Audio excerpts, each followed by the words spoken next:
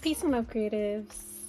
Today we are going to look back at a paint set that I reviewed and played with a while back, and it was those Kissho paints that were really just gorgeous and fragrant and beautiful.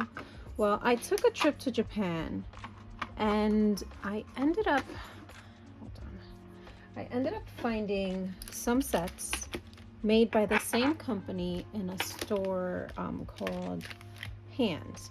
Now I think I got a variation of different sets. It comes like this in a cardboard, and I figured we'd just play with these and check them out, see if they're fragrant like these are or if they're completely different, because it's definitely made by the same company from what I saw in the store that I was in. Okay, so yeah, I think it says it here somewhere. I Google translated to the best of my ability and was able to see that it was made by the same company that made these Kissho paints. Now we're gonna open them up, and I also need to get some paper. I figured, why not try out, I got these as well from Japan, and I figured why not try these papers as well and see how they play. I think I want to open one set at a time, just so that I'm not confused with the sets and the colors that they bring. I am a little bit curious to see. These come off. Like they're just, they can come off. So I think I'm going to just do it like that. But I'm curious to see how these sets play. And yeah, I guess I'll talk about the brand, the company SMLT Art, and their paper and the watercolors together, since I'll be using that. You know what I mean? So the colors we get, there's no names on them, and yeah, if you look at the bottom of the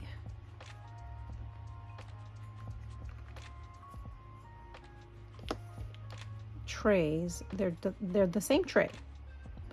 So they're both made in Japan, and I'm just very, very extremely curious. Do we have numbers here so I don't have to?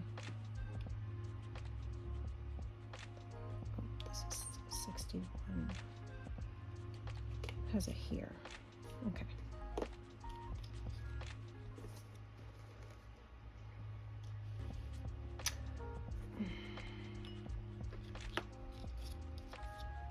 If I do end up finding colors, or I'm able to translate it, and it doesn't say something like poop or something, because there has been moments where I've translated the names and it has like been that, and I'm not gonna put that. Although I did make a funny video about translating certain things and what Google Translate called them. All right, so I'm just using this to dry my paintbrush when I need to.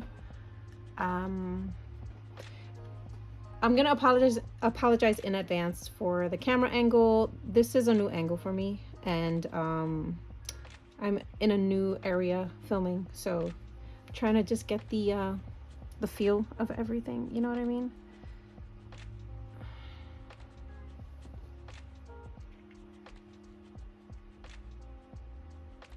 Rebutting, it's kind of, but look at that color. You thought it was gonna be a brown.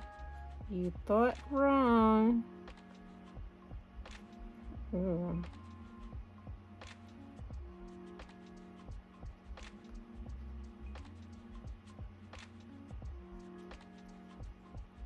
That's wonderful.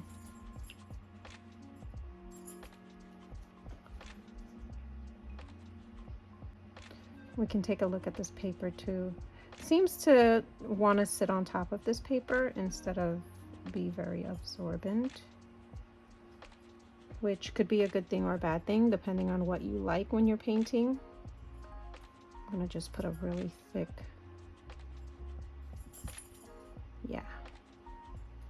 How interesting is that? That's very interesting. All right, and we have, this is number 37. That was number 61. This seems like it's going to be an intense red. Let's see.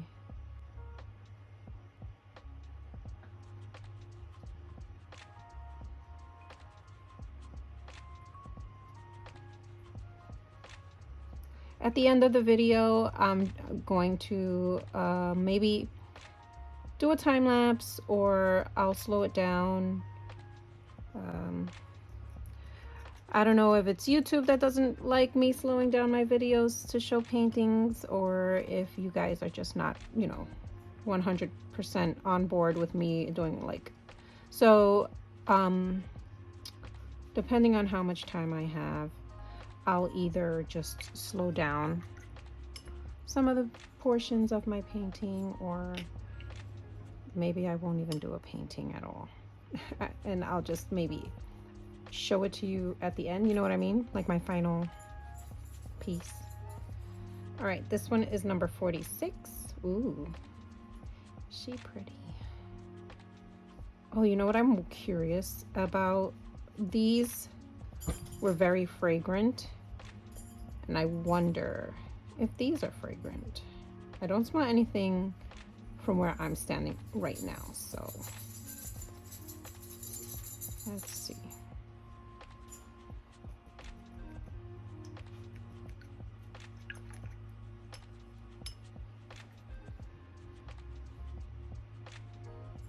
I smell nothing. So maybe these were like a special edition. Still smell them. Not as much until you wet them, but you definitely smell them. Okay, this one is a 44. It looks like it's a green. Oh, you know what? Maybe I'll do this one for last, just because of how dark it is and how muddy the water's already gotten. Oh, oh, oh, oh, oh, oh. Hold on.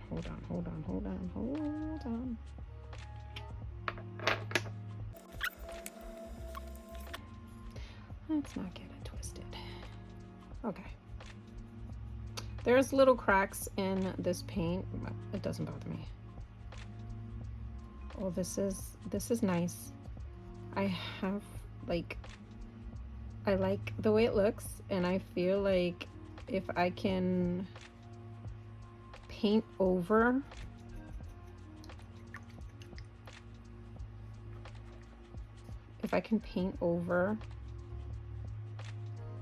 this color, that'll be fun. But we have to see. All right, this one is number 5. And this one also has cracks in it. I don't think it's a big deal.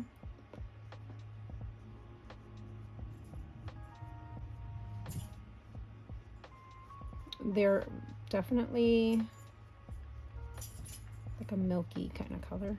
If you hear any jingling back there, it's Rosie. She's playing with the ball. Daisy's just chilling, sitting down. Rosie's the little spitball of fire. All right.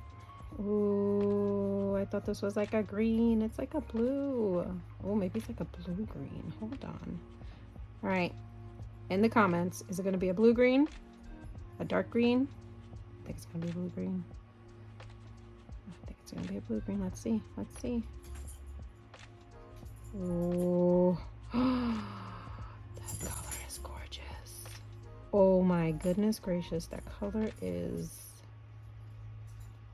it's gorgeous. Oh, that's really, really pretty.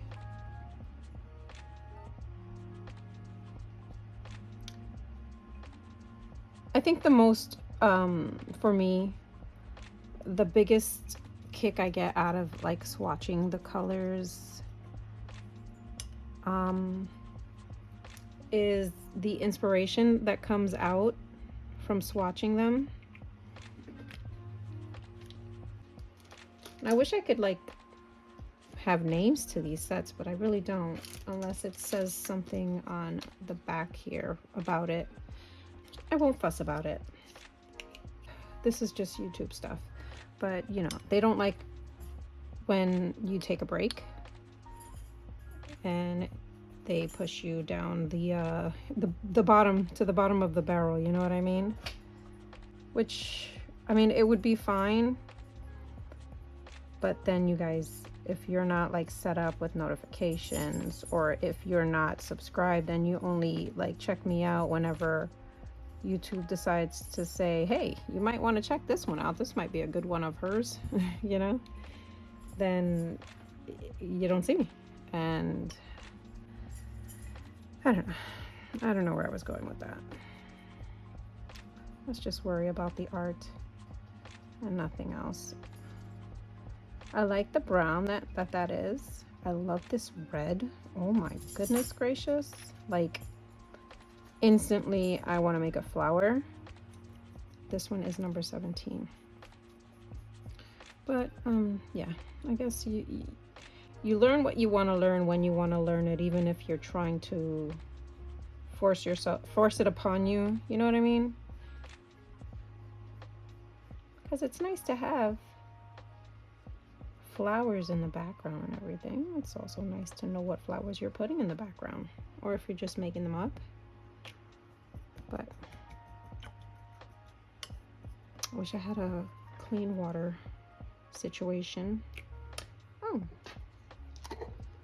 here we go.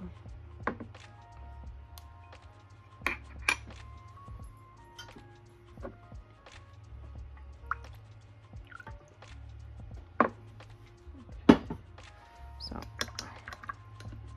here we go. Perfect. All right, this one is number 21.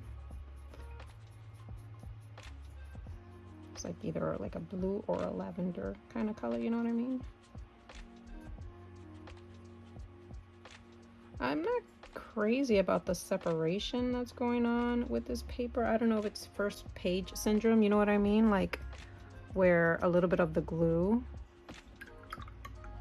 got on some of the first page, and that's why it's doing that.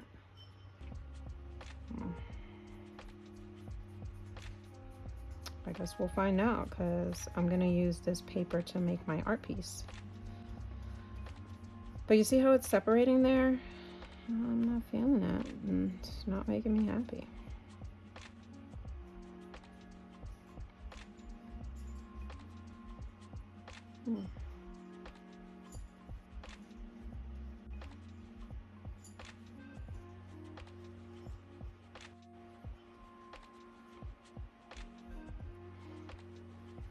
Just want to see if makes something nice, or if it makes mud.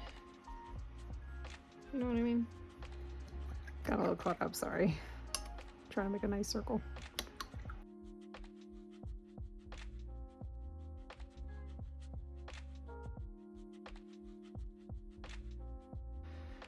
Okay. Let's see.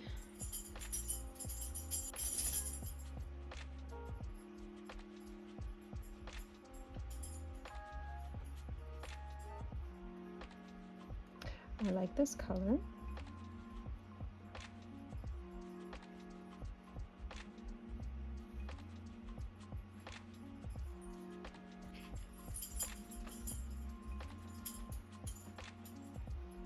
Oh wow.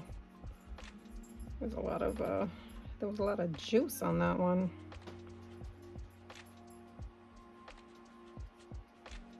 Yeah, I'm not feeling the sizing that they used. I hope that it's just first page. You know what I mean? I don't know if you're seeing that. I'll try to zoom it in.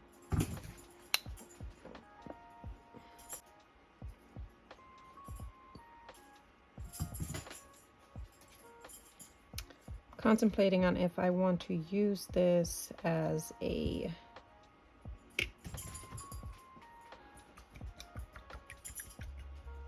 like a gouache kind of painting. That was 45. Or if I want to use it as a watercolor type of painting, because the wonderful thing with these types of paint pans is you can apply them thick, or you can apply them watered down. The only issue that I've run into with some of them, not all of them, but the only issue that I've run into is the shine that you might get because of what they use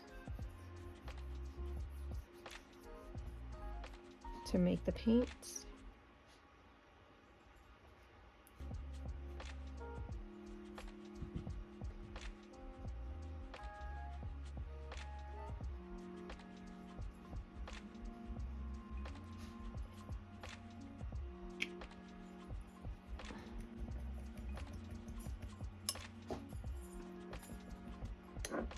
Now these paints here, I have not been able to find them, but if I do find these paints, I'll put a link to them, but they have definitely been, you know, unobtainium.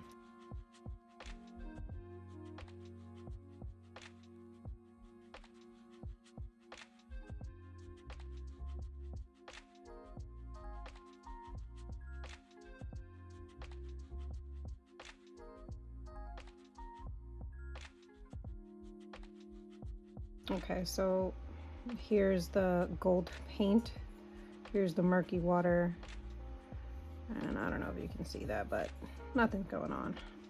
I'm gonna take a little turtle guy here, and I'm just gonna pour out what's in here.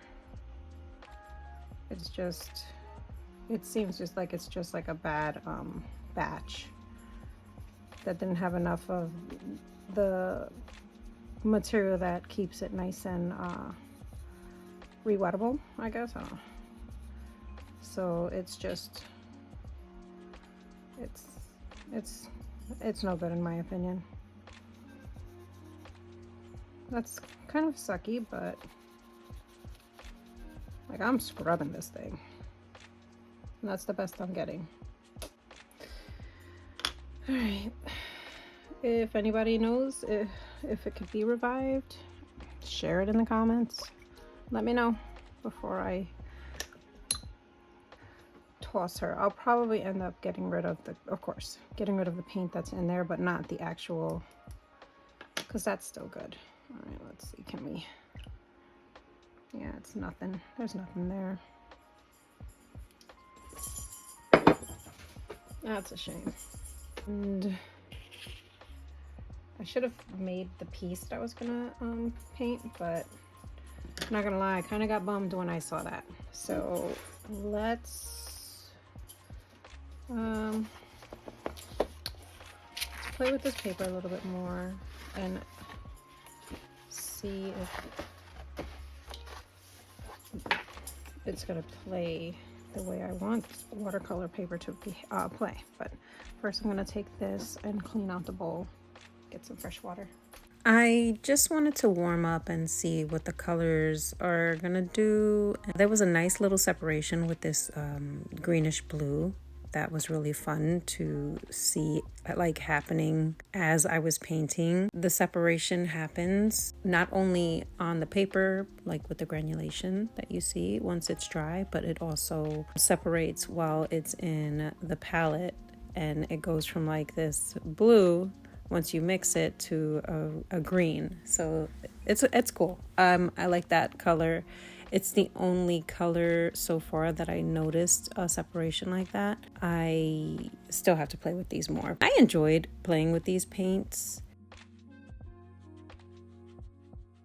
Here I'm just doing a little piece with a character that I drew, and she has like these cute little hair clips. I own a pair of hair clips like that, and I just purchased them because I thought they were cute, and I was wearing them around the house this day, and I decided to draw a character with clips like that. Now her clips are blue. They end up being blue when I paint them, but the ones that I got are they're black, and I kind of got it to go with my Batgirl costume, but just to wear on any day as well, because that's just what I do. As far as the SMLT art paper is concerned, I just Googled them online and saw what they were all about. And I'll give you like a little brief summary about the company. So they're a small, independently operating company, and they make their own decisions. They prioritize like their values over like corporate pressures and everything. They focus on sourcing the best raw materials to create high quality products. They, like, as far as like employment, employees are actively involved in business planning, decision making, and having opportunity to travel within the company to learn different aspects of the company. So they're really like they're a small company, and they take their business, a small business, very seriously, and they like to keep it like, you know, close knit, which is nice. Now, as far as the paper is concerned that I'm using for this piece, it is the watercolor paper from this company, and I think it's nice. It reminds me of the Fabriano 1264 paper. If you remember from my mixed media papers, it kind of reminds me of that kind of paper, but it also reminds me of the Five Below watercolor paper that I used that was supposed to be for watercolor, but I felt like it was a more of a gouache kind of paper, in the sense that it's kind of like, it felt like hot press to me. And for hot press paper, I rather put gouache on that kind of paper than watercolor, only because watercolor tends to not get absorbed by hot press paper as nice as cold press, in my opinion. Everybody has their own opinions, but that's what I felt with this paper.